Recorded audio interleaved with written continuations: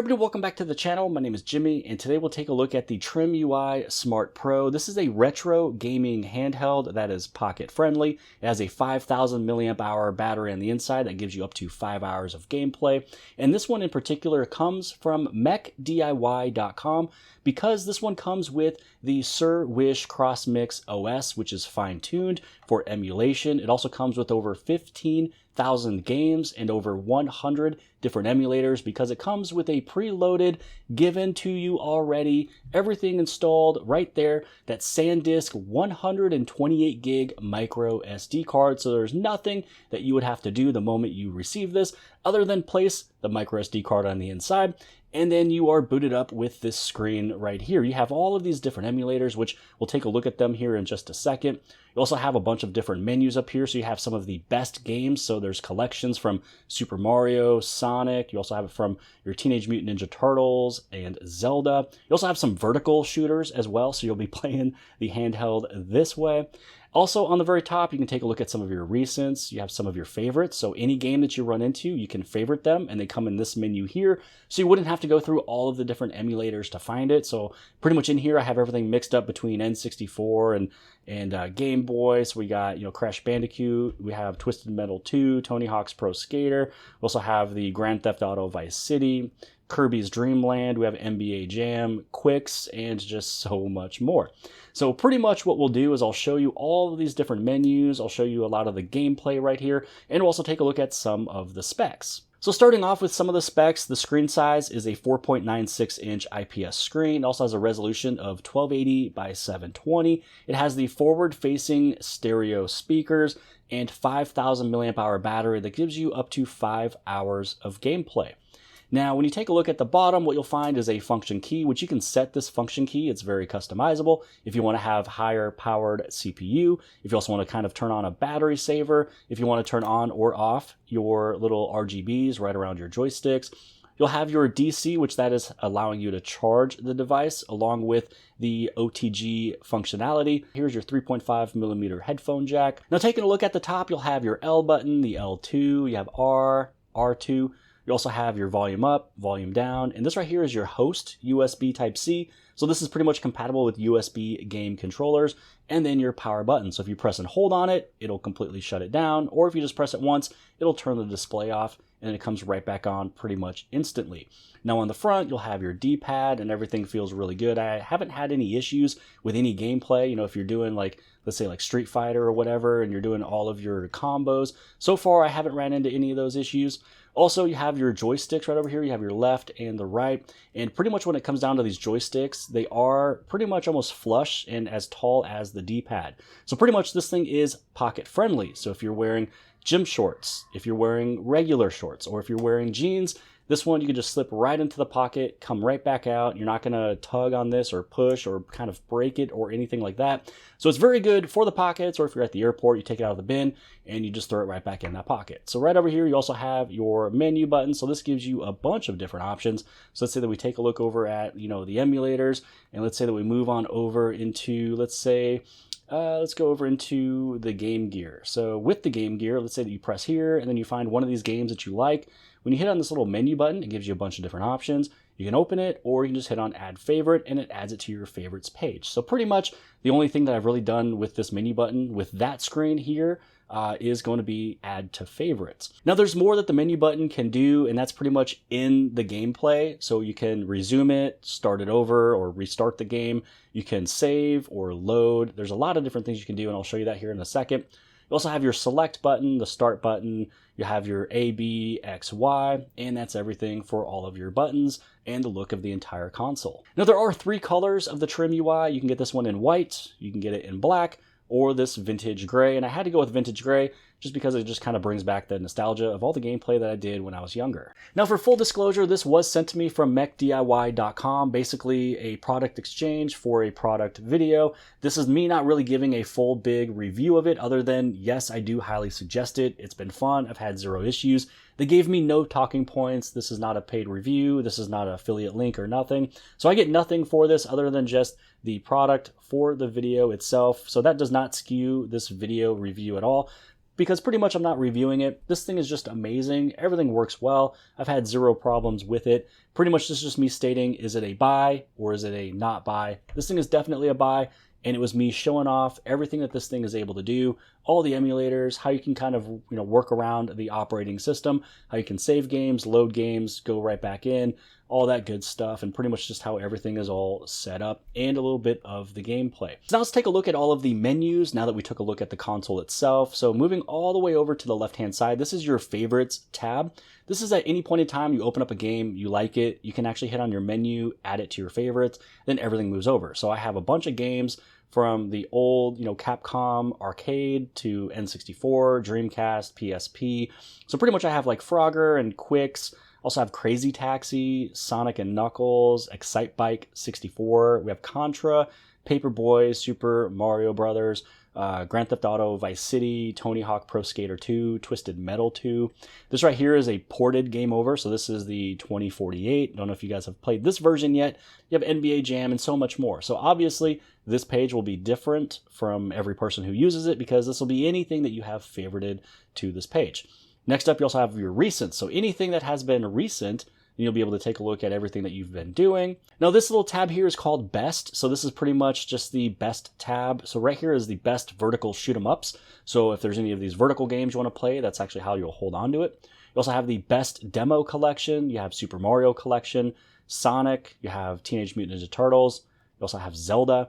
So pretty much when you play any of these games, let's say that you click on Sonic, then what right here, it'll show you everything, all the Sega games from, Dreamcast, the Game Gear. So if you click on Dreamcast, it's going to show a couple games sitting right here. If you take a look at your Game Gear, you have these games as well. So pretty much, instead of you having to go through all the emulators, but for a fact you want to play like a Sonic game, then you're going to find them right here. So these down over here are your emulators. You have your Atari, the 2600, the 5200, 7800.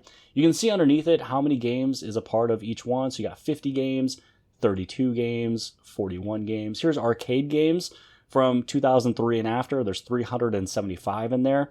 Also, here is your Dreamcast. So if you ever want to go into any of these different menus, these different emulators, you just click on it by hitting on A, and this is where you can find your games. You have your Dead or Alive 2, you have your Crazy Taxi, Grand Theft Auto 2, and quite a few additionals down there. You also have some of your Capcom arcade games sitting right here. This one has 36, this one has 49, this one has 10, and we will actually go through some of the gameplay, but I want to show you some of the emulators here. This is where you'll have your Game & Watch, you'll have your Game Gear, the Sega Genesis, the 32X, it's not the 64-bit, it's the 32-bit. Here's your Game Boy, so you have 544 games there for Game Boy Advanced, your Game Boy Color, Intellivision, your regular Genesis. You also have the N64 with 31 games, and some of these games here is Banjo-Kazooie, Banjo-Tooie. You also have Bomberman, Castlevania. And the thing is when you go through all of these, you can see that everything is in alphabetical order, which is one of the nice reasons of where you'd want to favorite your games. Because if there's a game that you're trying to find that is in the middle of the alphabet, that means you're going to that emulator and then you're trying to find where it is. And let's say that you wanted to have this one to be saved. You hit on your little menu button, add to favorite, and now it's on your favorites page. So it makes it, super easy to do. Also, here's your Mario Kart 64. So that one's a pretty big one. Here's your NES. So you have all of your Nintendo Entertainment System games. Inside of here, it will show a few things on the top, such as hacks, modern, or others. Hacks is just giving you some hacks with some of these different games. So if some of these games had available hacks, then this is where you'll be able to find them. And then this is where you actually scroll through everything. Again, this is where it'll help out with the favorite. Or what you can actually do is you can also do the search function. So you can actually search for a game. So if you're trying to find a specific game, you can just tap right there, hit on search, and you start typing in the game title, and it'll find it immediately, which I can also show you here in just a second. But you have all these games right here underneath NES. You can also have your PlayStation 1, the PSP. For PSP, you got your the third birthday. You have Burnout Dominator. You're going to also have your Grand Theft Auto Chinatown Wars. You have Mega Man, God of War. So yeah, over here you also have your Poke Mini. You also have your ports. So these are some of the games that are ported over. So this is 89 games inside of there. Your Super Nintendo Entertainment System, so SNES. So you can play with any of these games inside of here. You got your Top Gear and Tetris 2 and all your Super Mario Brothers inside of there. You also have your Sega CD, Supervision, you have Saturn, you have your Virtual Boy, and all the rest of these over here on the very back, and then you're back at your front page. So here you can see I typed in Frogger, and it showed me all the games from, the Atari 2600. So this is the Frogger that was released in the USA. You also have Frogger 5200, you have Frogger from 8-bit, and as you're scrolling down, you'll just be able to find all of the other different Froggers that you'd be able to play with. Here's some of the Game Boy Advanced Froggers as well. So any of these that you would like to save, then pretty much what you would do is you would hit on your menu, and then you can hit Add Favorite. So it's very, very easy to actually find pretty much any game that you are looking for. So how about we head over into a little bit of gameplay. So first off, I'm just going to go inside of Dreamcast, just because one of the first games that I actually played with when I got this console was Crazy Taxi. I was a huge fan of Crazy Taxi, and here you can just see everything is just loading in. And depending on what emulator it is, it depends on, if you have black on the outside, if you have an image, or if it's full screen. So we're going to go through here, and we're just going to register a new name. Let's just go through, and let's just play the arcade version. So pretty much the arcade version with this one here, this is where you pretty much have to just, pick everybody up, and then you drop them off as quick as possible. You can actually do it for like 3-minute, 5-minute, whatever. So it's not really a demo of the game, but I'm just going to show you how you can play the game. Now, again, sometimes you might want to throw on your CPU, so I'm just going to do that with this game just because it is for Dreamcast. So you just have to remember which emulator you're on. Maybe B is your select, or A is the select when it comes down to, playing with whatever you're playing with. And here we go. Now we're just going to go through. We're going to play the game. This is where we're going to hit on stop. And yeah, now you can just see the graphics. You can just see how smooth this is. With this one, I am able to use, again, the joystick. And this is pretty much with all of the games. So either you can use the joystick or you can use your D-pad, whichever one you would like to use. So here we go. I mean, in terms of all the games that I have played so far, I have never ran into any issue. Pretty much every game that I've played on this so far, which again I've had for 2 weeks, every single game so far has been playable, and I have had 0 issues with the gameplay, other than maybe the user gameplay itself. Maybe I'm just not good as I used to be. But anywho, again, you can play with your D-pad, you can play with your joystick. So yeah, let me know if you guys actually owned the Dreamcast from back in the day. Let me know if this is something that you're probably going to play with. But yeah, it's a very, very fun game. I'm just going to head right inside of here. And then what I'm going to do is I'm going to probably just hit on save. So I can hit on my little menu button. And from here, what I can do is I can load some of my other saved games, or I can hit on save. So for this one, I'm going to put it inside of this record here. And to be completely honest, I never saved a Crazy Taxi game yet because I've always just kept playing it. So now what will happen is if I open this game back up and I go inside of the load menu, then I'm actually able to just go back through and play the game. You also have advanced menu if you want to go through and basically restart the whole game. But this is pretty much where I just go through and I hit on exit game. So this is where it took me back to, which was right where you chose the game to actually play. Now let's move on over into maybe a few additional games over here. You got all of your Game Boy stuff. If you wanted to take a look at the N64 games, so for this one, let's say that you wanted to play Mario Kart 64, and we're going to try this out. So this is going to be a different controller than what we used, from N64. And you can see here that it just reloaded the last game that I just got done doing. So this is just one of those very nice things that has the automatic save, which is, again, a part of the Surwish CrossMix OS operating system that comes with this particular version of the TrimUI Smart Pro. So just showing off some of the gameplay over here, I am just, using the accelerator, which is with the B button. And then you also have your jump button, just as from before. And I am using the joystick on the left-hand side. So pretty much, this is just regular gameplay of what you would do from before. Then all of the controls that you would normally have with, any of the games that you have played in the past, you're going to have all of those controls, just on this console itself. So again, just going to keep on playing a little bit just so you can kind of see the quality of it. So again, the resolution is the 1280 by 720. The screen size is the 4.96 IPS display. Now, because we are playing the N64 game, this one doesn't really, need to take up, too much when it comes down. Oh, I got first place. So it doesn't need to take up too much of the CPU. So right now I can actually just turn it right back off. So if you actually play a lot of games like this, or Atari, or Game Boy Advanced, or N64, or whatever, you'd actually be able to actually have this function key over here to maybe save you a little bit of battery life. So you can choose the option for the saving of battery consumption when it comes to games like this. Now again, right over here, I'd be able to just exit the game, and when I come back in, it'll come right back to where I was.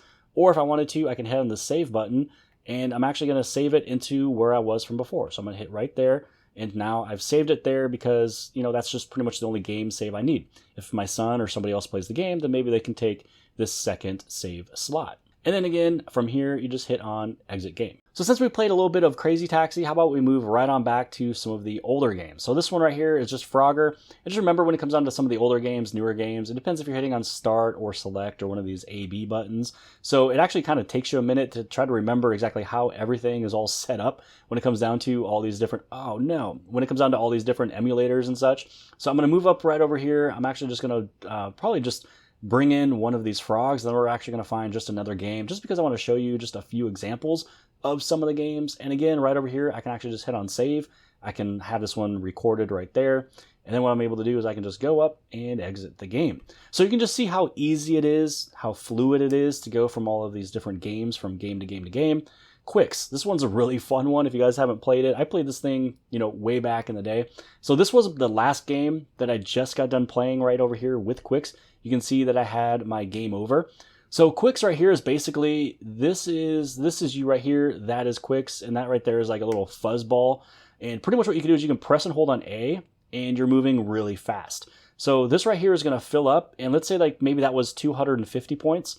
If you press and hold on B, you can see that you're going much, much slower. But what happens is that this is going to give you way more points from before. So all the different, oh no, don't get hit, don't get hit. So pretty much all of the games of Quicks is all pretty much set up the exact same way. For this one, you have to pretty much fill up 65% of the screen for you to win. And the higher percentage you get, then the more points you get as well, and you get some bonuses. So I was able to go beyond the 65. I went to 69, which gave me a bonus of 4, and each bonus is at 1,000, so I earned 4,000 extra points. So again, if I was just to go right here, it's going to auto-save it for me if I hit on exit game. If I go back into that game right there, it'll take me right back to that moment. So, I mean, it's just super fun. You have your, your Excite Bike and Contra, Paperboy. You have all of your different demo collections and your Super Mario collection, Sonic. So if you want to take a look at this, you can take a look at your Nintendo Game Boy. So you have Mario Land. You also have Mario Golf, Mario Watch, basically Mario Land 1, 2, 3, and 4. So when you go through, you can just take a look at whatever these big games are. Here's your Donkey Kong Classics. Here is Mario Bros. Your Mario Bros. 3. Here Mario is Missing, Time Machine. So yeah, you have everything just all there. So far, basically playing with this for 2 weeks, I've had 0 issues. So far, every single game has been playable. Everything has been smooth. I haven't run into any problems. Pretty much all I would mention again is if you run into those high, intensive games, move your function switch over for your CPU performance boost. And that's really all you would need to do. Now to talk about a couple of the other specs as well for the CPU and GPU. The CPU is the all-winner A133P, which is the A133 Plus at 1.8 gigahertz. And then for the GPU, it's the Imagination PowerVR GE8300. So at the beginning of the video, I mentioned that it has these stereo speakers. So you have your forward blaring speakers. So you have 2 of them here, each of them at 1 watt. You also have your 3.5 millimeter headphone jack on the very bottom. Now talking a little bit about the micro SD card on the bottom. So this one is compatible with 64 gig, 128, and 256. As mentioned from before, this one comes with the 128 gig micro SD card with over 15,000 games pre-installed. And even though there is so many games that is on here, you might only play maybe 20, 30, or 40 of these different games, but at least you have all these different options of what you could actually do. Just remember, if you go with a 64 gig micro SD card, you'll hold less games.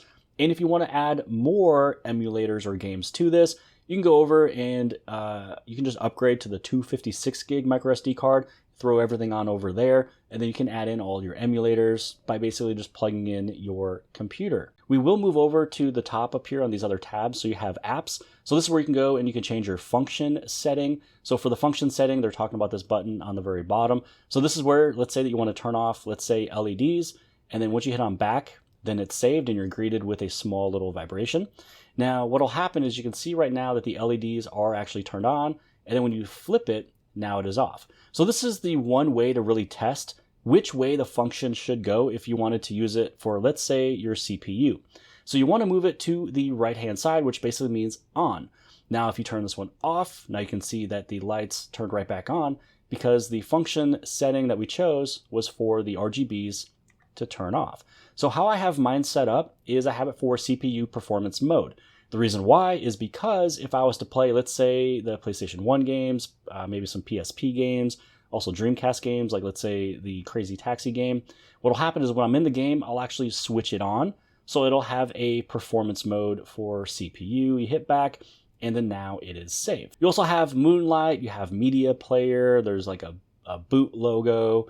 There's quite a bit going on over here. You have Reboot, you also have System Tools. So this is like really getting into the nitty gritty of everything on this thing. If you completely want to change the way that your emulators look, if you'd also like to change the overlays, the images on the background, you can change the LED colors. So these LEDs right here are set up for rainbow. I can set up for like CPU speed, temperature, battery, low level, battery level, pretty much anything I want. So if you want to go through, you can completely change those. Here's your theme, so you can completely change some of the themes, your theme pack, the advanced settings. You also have tools inside of here and utilities. So if you would like to change the way, again, like I mentioned from before, maybe you want to have a longer emulator name, you can do that. So you might see the short version of an emulator, but you don't really know what it means. Like you'll see GG, but you don't know what it is. You know that is Game Gear. So this is where you have all these different apps. You have all these different things that you're able to do. You also have your system tools. One thing I would mention is if you are playing on a console, just don't go in File Manager. If you do, it'll always actually go back to the File Manager rather than go back to the OS. And there's a few things you can do to actually get out of that, but just from my usage from the last 2 weeks, highly suggest from going into File Manager, unless if you're very good at using a file manager. You also have NetPlay, and then here's the regular settings. This is where you can really just kind of do everything that you really need to do, because from here you can change your themes, you can change your display settings, so your brightness, you can also change the lock screen time, the contrast, the saturation. So this would be more or less the settings screen that you really need to go into. So you have your volume settings, Wi-Fi. Again, you can change your themes, your key map, and then also the systems. This is where you can power it off. You can refresh the ROMs, date and time, factor data reset, and all of that good stuff. Now, let's move over into what you're able to do with all these emulators and which emulators you also have. Now, because we just got out of the settings, the one thing that I just remembered that you can also do is rather than going inside your settings to change your display, if you just press and hold on Start, what you can do is you can actually hit on your L1 or the R1, and basically this is how you can change the brightness. So this is like the short key to change the brightness. So again, you don't have to go through all of the menus to get this done. Press and hold on Start, and then you can hit your L or your R. So yes, I do highly suggest this TrimUI Smart Pro from MechDIY with their Surwish CrossMix OS, along with the microSD card that comes with that operating system, along with all of those 15,000 plus games. All of these emulators you see right here, I did personally nothing other than put the microSD card in, and everything loaded just like this. Again, you have a simple switch of a button that you can just put it right in your pocket. You can turn it right back on, or you can just do press and hold of the power button, and this is where you can fully power it off. Now for the unboxing, as you can see, this is the TrimUI Smart Pro, model number TG5040. You're able to get this in one of three colors, which is white, black, or gray.